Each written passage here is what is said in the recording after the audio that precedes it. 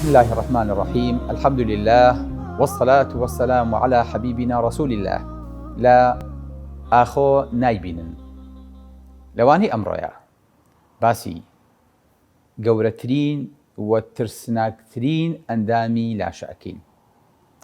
باسی ئەندامێکەکەین کە لە ساتەوەختەکانی دروستبوونی مناڵەوە وەکو یەکەم ئەندام دەست بەکارەکات و دواتریش لە کاتی مردنە ئاخر ئەندام و کۆتا ئەندامە کە لە کارەکەوێت.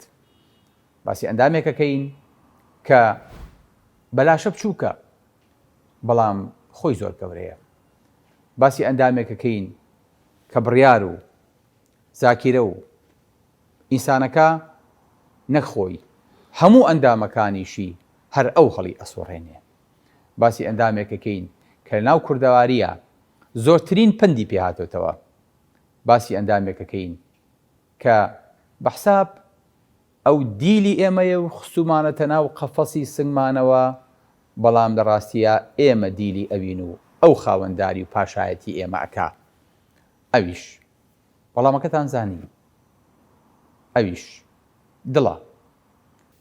فەرموون با پێکەوە بیبینین بزانین ئەم دڵە لە چەند ژوور پێک هاتووە و لە چ جۆرە ماسوولکەیەک دروست بووە و چۆن کارەکات و چۆن ئەم خزمەتگوزاریە فریە بەردەوامەمان پێشکەشەکات.